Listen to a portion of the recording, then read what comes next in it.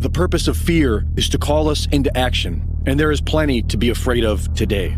Half the population has lined up for an untested, deadly, and debilitating experimental injection because they were told to be afraid of an invisible asymptomatic disease. The perpetrators of all this have clearly stated their goal of having 80% of the population hooked up to an artificial intelligence hive mind in less than 9 years. For those of us who have awoken from the spell, we know this is all really happening, and it's unbelievably unsettling to see.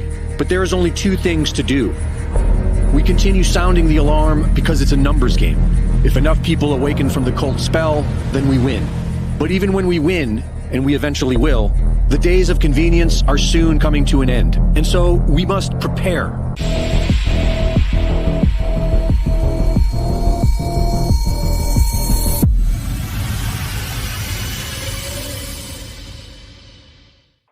When you have a society that has become decoupled from each other and has free-floating anxiety and a sense that things don't make sense, we can't understand it, and then their attention gets focused by a leader or series of events on one small point, just like hypnosis, they literally become hypnotized and can be led anywhere. Mass psychosis, also known as group mind, mob mentality, or herd mentality.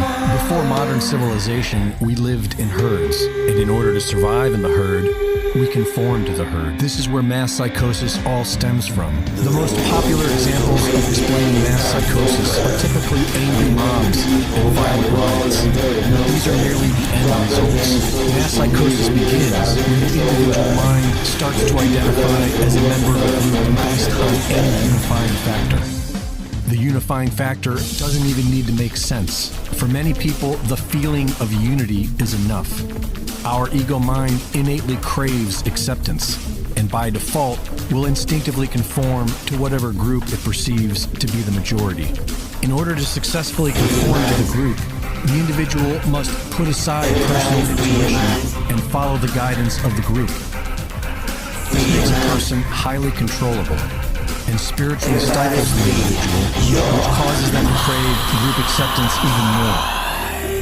Man's disposition for mass psychosis has been written about for millennia, most notably in ancient scripture and philosophy, and we all experience this as human beings, whether we reflect upon it or not.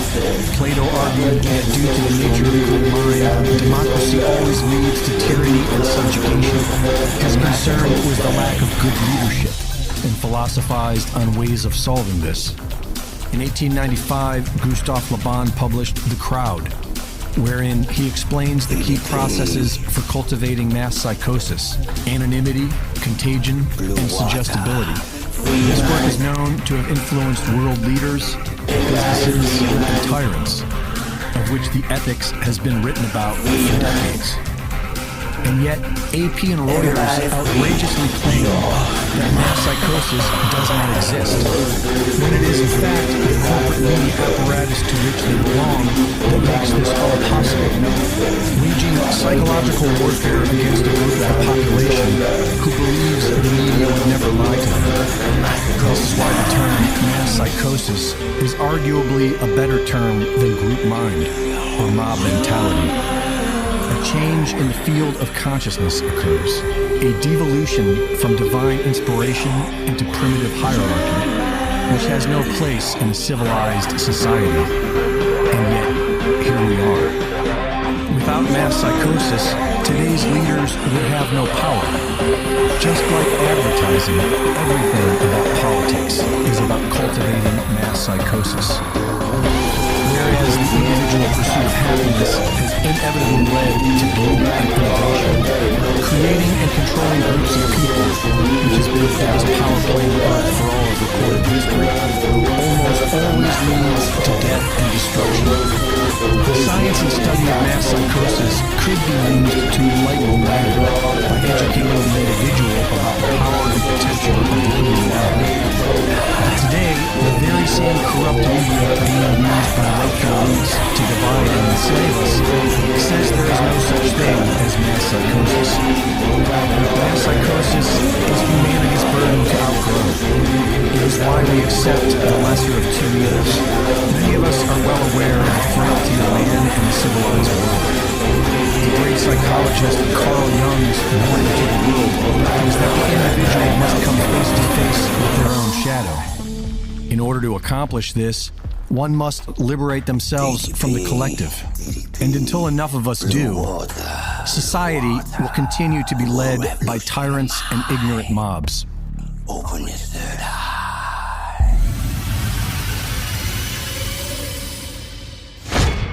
About to share with you comes from the Rockefeller Foundation, and credit to Dave C. for sending me this.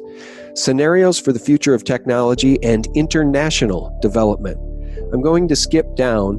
By the way, this report was produced by the Rockefeller Foundation and the Global Business Network in May of 2010. I'm going to skip down to page 18 and just read a few paragraphs and tell me if what we're seeing today isn't pretty much what they wanted all along. Page 18 starts, Lockstep, a world of tighter top-down government control and more authoritarian leadership with limited innovation and growing citizen pushback.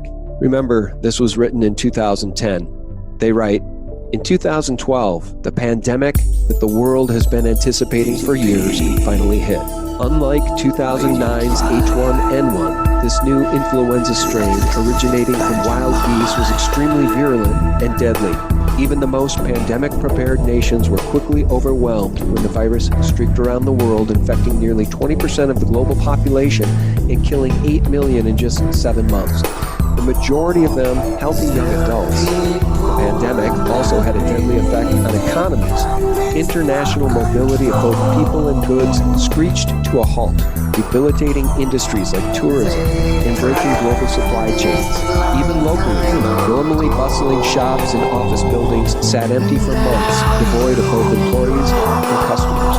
The pandemic blanketed the planet, though disproportionate numbers died in Africa, Southeast Asia, and Central America, where the virus spread like wildfire in the absence of official containment protocols. But even in developed countries, containment was a challenge. The United States' initial policy of strongly discouraging citizens from flying proved deadly in its leniency, accelerating the spread of the virus not just within the U.S., but across borders. However, a few countries did fare better, China in particular. And remember, guys, this is just fiction. It's a projection written in 2010. They say the Chinese government's quick imposition and enforcement of mandatory quarantine for all citizens, as well as its instant near hermetic sealing off of all borders, saved millions of lives, stopping the spread of the virus from earlier than in other countries and enabling a swifter post-pandemic recovery. China's government was not the only one that took extreme measures to protect its citizens from risk and exposure. During the pandemic, national leaders around the world flexed their authority and imposed airtight rules and restrictions, from the mandatory wearing of face masks to body temperature checks at the entries to communal spaces like train stations and supermarkets. Even after the pandemic faded, this more authoritarian control and oversight of citizens and their activities stuck and even intensified. In order to protect themselves from the spread of increasingly global problems, from pandemics to transnational terrorism to environmental crises and rising poverty, leaders around the world took a firmer grip on power. Friends, I cannot stress enough how important a document like this is. It's truly a smoking gun of what we've been warned by Aaron Russo and others is coming. It's part of their plan. We've known it forever. How are they going to get it? It turns out a pandemic is the perfect way to garner more unilateral, unchecked power. Back to the document. At first, the notion of a more controlled world gained wide acceptance and approval. Citizens willingly gave up some of their sovereignty and their privacy to more paternalistic states in exchange for greater safety and stability. Citizens were more tolerant and even eager for top-down direction and oversight, and national leaders had more latitude to impose order in the ways they saw fit. In developed countries, this heightened oversight took many forms. biometric IDs for all citizens, for example, and tighter regulation of key industries whose stability was deemed vital to national interests. In many developed countries, enforced cooperation with a suite of new regulations and agreements slowly but steadily restored both order and, importantly, economic growth. So again, let's just review what's happened so far. A virus has been released, whether by accident or on purpose. You decide. Many have pointed to evidence that it is a bioweaponized virus, so more deadly than it otherwise would be. Whether that's true or not, you decide. But the end game is more unilateral power, more unchecked power, and more control by the government, by the corporations, and I would note, more bailouts for the banks. Now again, friends, that was from the 2010 document from the Rockefeller Foundation.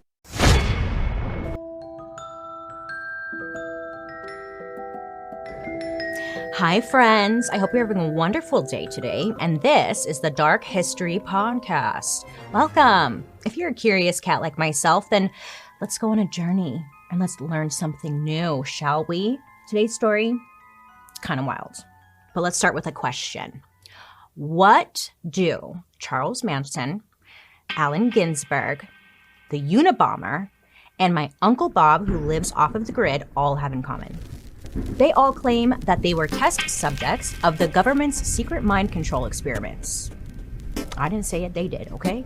Now, if you know me, if you know anything about me, you know I love a good conspiracy theory. Like, we never went to the moon. The Earth is flat.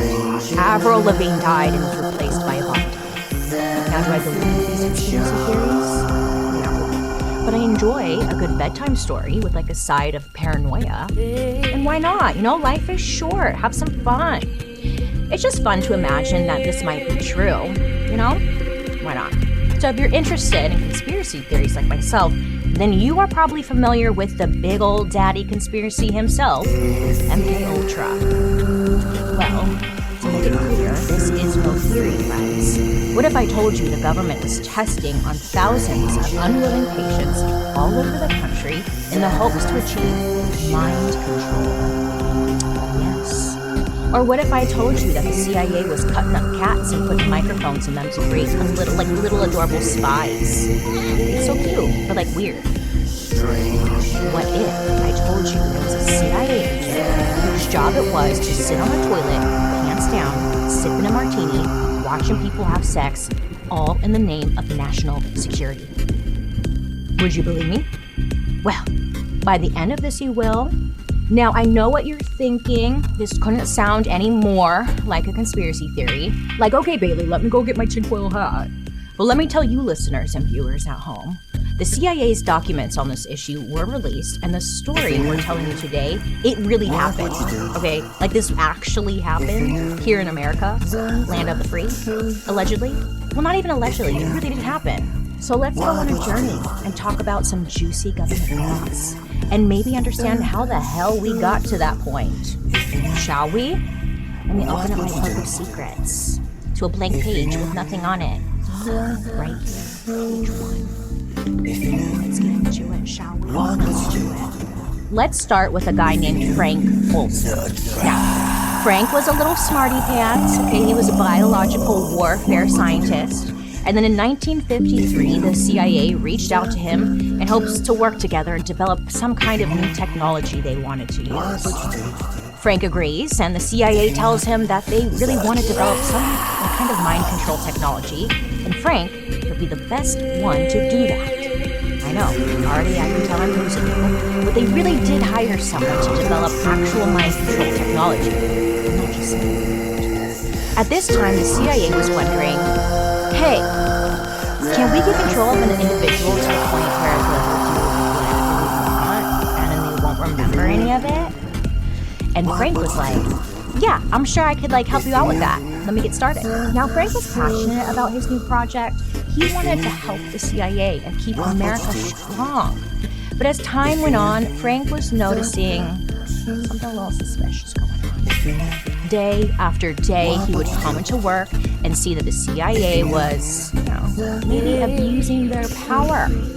There was one instance where Frank witnessed a bunch of interrogations that were a little inhumane. Then there was another time when he started to see the test subjects being tortured extensively and brutally. Frank read over his job description. He's like, yeah, I don't see anything in here about like having to kill test subjects or participating in anything inhumane. So he's feeling like a little guilty. He was really affected by this, and he was very upset. So Frank, he put his foot down and decided to say something. He's like, hey guys, I don't think this is a good idea. So then, he gets invited to a men's retreat. And he's like, oh my god, cool, men's retreat, bonding with the co-workers, love that. So Frank gets to the retreat and is handed a drink. They're like, here, you're thirsty, Frankie? And he's like, oh my god, yeah, so thirsty. You know? So he's taking a drink, as you do. And some time goes by, and Frank notices that he's feeling a little funky, you know? The walls all of a sudden just start melting. The piano in the corner is speaking Mandarin. He can smell the color purple. And he's like, you know, something ain't right here. Something ain't right. And that's when it was announced to everyone in the room. Like an announcement was made. Pay attention, everybody. And they're like, hey, so your drinks were actually laced with LSD. It was their turn to be the test subjects. They told him after they consumed it. Was it a good time at least? No, it wasn't. Frank was in a new setting, surrounded by people he's not even sure he can trust. Well, obviously he can't because he just was given a drug against his will that he has seen being used to torture people. So with this mindset, it led to Frank having a very bad trip. Oh yeah. Luckily for him, he makes it out, and once he leaves the men's retreat, he has this feeling of great sadness, regret. You know, what has he gotten himself into? He doesn't even know anymore. How could these people he trusted and worked for turn the tables and now treat him like a test subject? Wake up, motherfucker.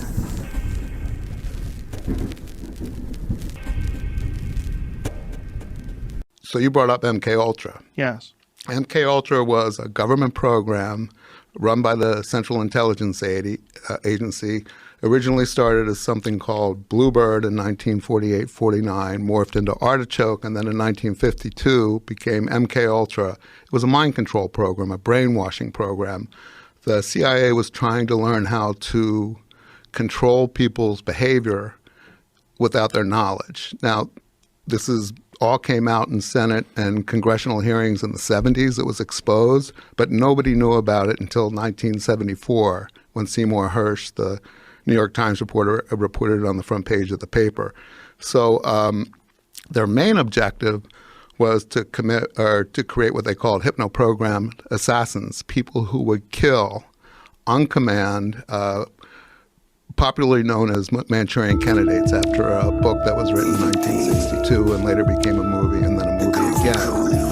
The people would be, through drugs and hypnotism, the objective was to get people to go and commit an act of murder against their moral code and have no memory of their programming and be amnesic even of the act after the fact.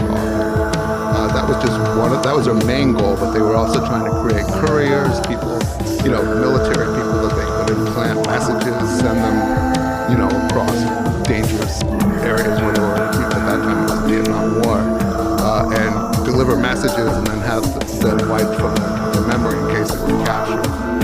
They had all kinds of objectives. So Roger Smith was supervising Manson when he became he was able to do exactly what the MK Ultra program had been trying to create and do for, at that point, about 15, 17 years. When it was all exposed in the 70s, and there were these hearings, first the Rockefeller Commission hearings and the church hearings, and then finally Senators Ted Kennedy and Daniel Inouye held hearings. The CIA admitted that they had done this, but no one would say exactly what they did. All the records had been destroyed. The two people who ran it, Richard Helms, who would become the director of the CIA in the 60s, and Dr. Sidney Gottlieb, who was kind of the mad scientist who had supervised they had safe houses in San Francisco, New York, Los Angeles, where they would experiment on people that were lured into these apartments and houses that were either looked like brothels or hippie communes or whatever. And the people who were working at the Haight-Ashbury Free Medical Clinic, it was run by another Smith, which makes it a little confusing, but Dr. David Smith, who founded it, he had given an office to a scientist named Jolly West, Louis J. West, who was, when the hearings occurred in the 70s, identified as a top MKUltra researcher. He was an academic, come out of the military, had been at the University of Oklahoma, and then UCLA running psychiatric divisions. He denied ever being involved in MKUltra. And this was one of the moments, I think it was 2001, when, things really kind of shook the course of my reporting, was I learned that West had been at the same place that Manson was in the Haight in the summer that Manson became exactly what the CIA was trying to create. And I knew, actually, I'd interviewed West about 7 years before for a story I did about celebrity stalkers, the people who were obsessed with stars and then only to kill them or try to kill them. And he was an expert in violence, hypnotism, brainwashing, and he was the chair of the psychiatry department at UCLA at that point. He was dead when his name came up in the Manson story. There had been these allegations that he'd been involved in MKUltra. He always denied it. He was never prosecuted, never even investigated. He went to his grave threatening to sue anybody that said he would have anything to do with this kind of a program. Someone's losing fucking ground here. But there's a reason. There's a reason. There's a reason for this. There's a reason education sucks, and it's the same reason that it will never, ever, ever be fixed. It's never going to get any better. Don't look for it. Be happy with what you got. Because the owners of this country don't want that. I'm talking about the real owners now. The real owners, the big wealthy business interests that control things and make all the important decisions. Forget the politicians. The politicians are put there to give you the idea that you have freedom of choice. You don't. You have no choice. You have owners. They own you. They own everything. They own all the important land. They own and control the corporations. They've long since bought and paid for the Senate, the Congress, the state houses, the city halls. They got the judges in their back pocket. And they own all the big media companies, so they control just about all of the news and information you get to hear. They got you by the balls. They spend billions of dollars every year lobbying to get what they want. Well, we know what they want. They want more for themselves and less for everybody else. But I'll tell you what they don't want. They don't want a population of citizens capable of critical thinking. They don't want well-informed, well-educated people capable of critical thinking. They're not interested in that. That doesn't help them. That's against their interest. That's right. They don't want people who are smart enough to sit around the kitchen table and figure out how badly they're getting fucked by a system that threw them overboard 30 fucking years ago. They don't want that. You know what they want? They want obedient workers. Obedient workers. People who are just smart enough to run the machines and do the paperwork, just dumb enough to passively accept all these increasingly shittier jobs with the lower pay, the longer hours, the reduced benefits, the end of overtime, and the vanishing pension that disappears the minute you go to collect it. And now they're coming for your Social Security money. They want your fucking retirement money. They want it back so they can give it to their criminal friends on Wall Street. And you know something? They'll get it. They'll get it all from you sooner or later because they own this fucking place. It's a big club, and you ain't in it. You and I are not in the big club. By the way, it's the same big club they use to beat you over the head with all day long when they tell you what to believe all day long, beat you over the head with their media, telling you what to believe, what to think, and what to buy. The table is tilted, folks. The game is rigged. Nobody seems to notice. Nobody seems to care. Good, honest, hard-working people, white people, blue people, doesn't matter what color shirt you have. Good, honest, hard-working people continue. These are people of honest means. Continue to elect these rich cocksuckers who don't give a fuck about them. They don't give a fuck about you. They don't give a fuck about you. They don't care about you at all. At all. At all. You know? And nobody seems to notice. Nobody seems to care. That's what the owners count on. The fact that Americans will probably remain willfully ignorant of the big red, white, and blue dick that's being jammed up their assholes every day. Because the owners of this country know the truth. It's called the American dream, because you have to be asleep to believe it. Deepak, how do you look at death from the standpoint of consciousness? I look at death as creativity. So every creative process has a death involved. In biology, we call it apoptosis, programmed cellular death, because the memory of the previous cell is recycled in the memory of the new cell. DNA is the repository of the memory of evolution, but its actual stuff comes and goes every 6 weeks. So what recycles is a matrix of memory which I, through my deep understanding of consciousness, is not in the brain or not in your body. It's non-local, it's in consciousness, which has no location in space and time. So we are recycling of consciousness. If we can understand that, then death and resurrection, in the literal sense, is creativity. It's creating new contexts, new meanings, new relationships all the time. I'm hesitating to use the word reincarnation because we get lost in religious ideology. But there's no question that everything in the universe is recycled. Everything. I appreciate the poetry of recycling, but it doesn't do very much for me.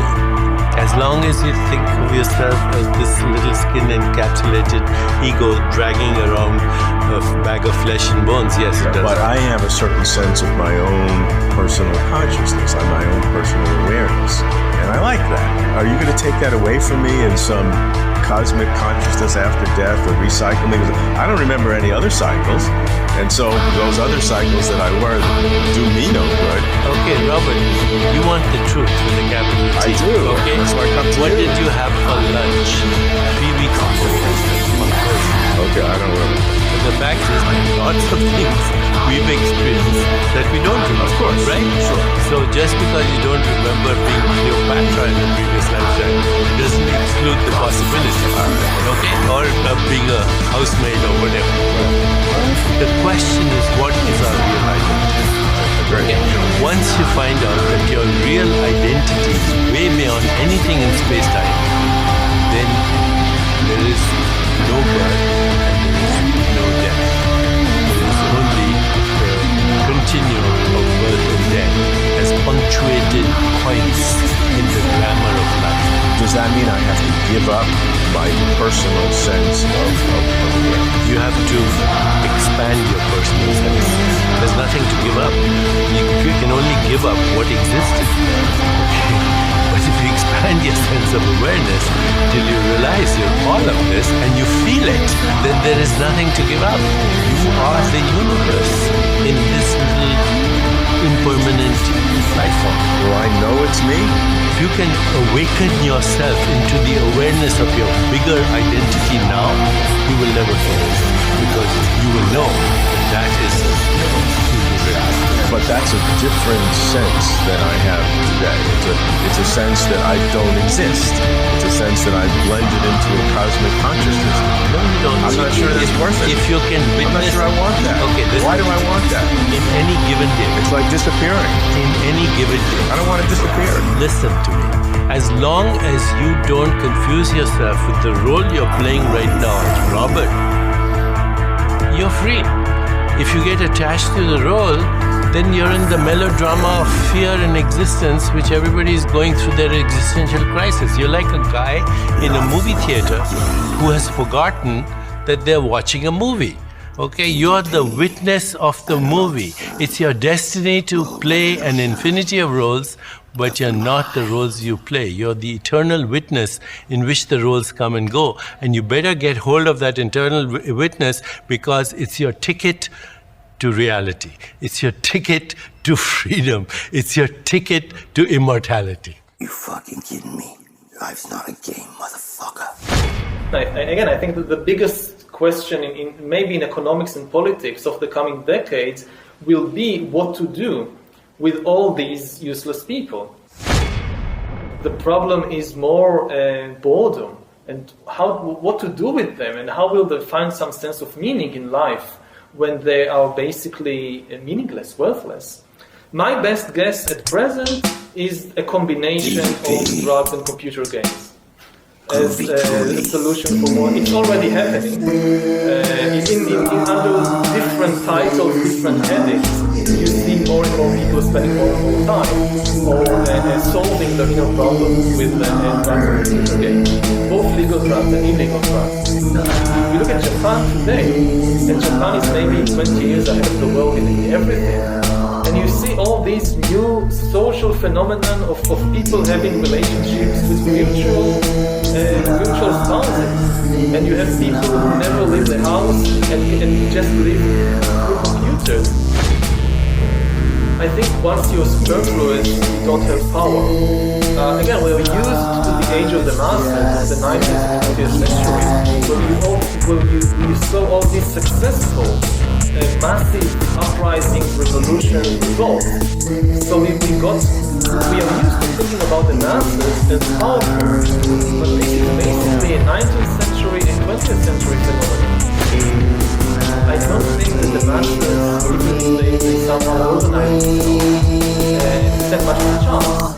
We are not Russia of 1917. What we're talking about now is like a second industrial revolution, but the product this time will not be textiles or machines or vehicles or even weapons. The product this time will be humans themselves. We're basically learning to produce bodies and minds. Bodies and minds are going to be the two main products of the next wave of all these changes. That is optional.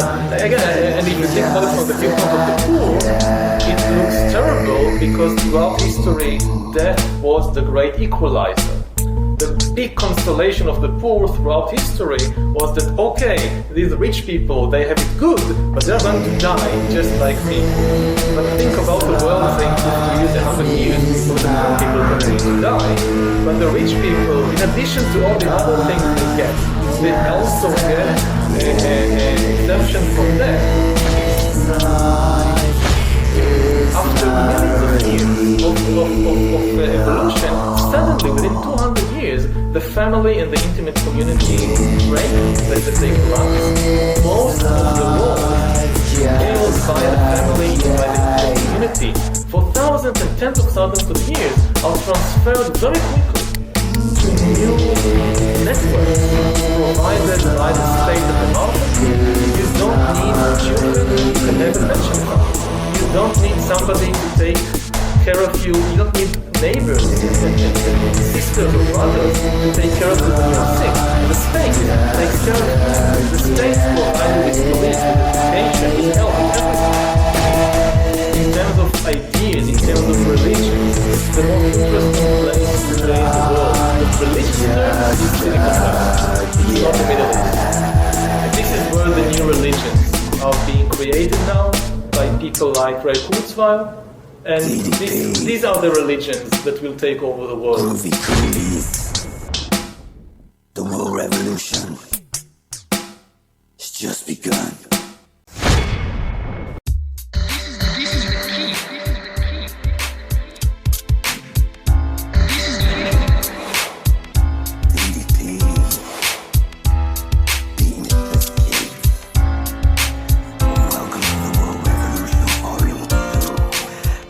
Climate change, AI, and biotechnology, they are an existential threat to the survival of humanity, either the physical survival of humanity or to the survival of the value of humanity.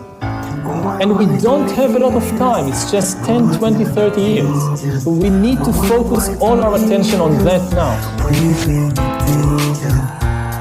3 existential threats that can only be solved through global cooperation. These threats are nuclear war, climate change, and technological disruption. George Orwell's 1984 and Hitler and Stalin would be nothing compared to what the combination of AI and biotechnology can create. Just think about, say, everybody needs to wear a biometric bracelet 24 hours a day that monitors not only where you go and who you meet, but how you feel. Like you see a picture of Kim Jong-un on the wall, and the biometric bracelet picks up the signs of anger, like increased blood pressure and activity in the amygdala, and you're in trouble. And that's a completely realistic scenario. There is now the technology to do that. The same biometric bracelets connected to some AI can recognize the first signs, not of anger towards the dear leader, but the first signs of Alzheimer's or the first sign of cancer, when it's still very easy and cheap to treat it. Then we can create the best healthcare system in history. What we have seen so far, it's corporations and governments collecting data about where we go, who we meet, what movies we watch. The next phase is the surveillance going under our skin. I'm wearing a tracker that tracks my heart rate, my sleep. I don't know where that information is going. Wear the KGB agent on your wrist willingly. And I think it's benefiting. And it is benefiting. I mean, the whole thing is that it's not just dystopian, it's also utopian. I mean, this kind of data can also enable us to create the best healthcare system in history. I think maybe in a couple of decades when people look back, the thing they will remember from the COVID crisis is this is the moment when everything went digital. And this was the moment when everything became monitored. That we agreed to be surveyed all the time, not just in authoritarian machines, but even in democracies. And maybe most importantly at all, this was the moment when surveillance started going under the skin. Because really we haven't seen anything yet. I think that the big process that's happening right now in the world is hacking human beings, the ability to hack humans, to understand deeply what's happening within you, what makes you go. For that, the most important data is not what you read and who you meet and what you buy, it's what's happening inside your body. So we had these two big revolutions, the computer science revolution, or the infotech revolution, and the revolution in the biological sciences. And they are still separate, but they are about to merge. They are merging around, I would say, the biometric sensor. It's the thing, it's the gadget, it's the technology that converts biological data into digital data that can be analyzed by computers. And having the ability to really monitor people under the skin, this is the biggest game changer of all. Because this is the key for getting to know people better than they know themselves. This is the biggest game changer of all. And having the ability to really monitor people under the skin, this is the biggest game changer of all. Because this is the key. This is the key. This is the key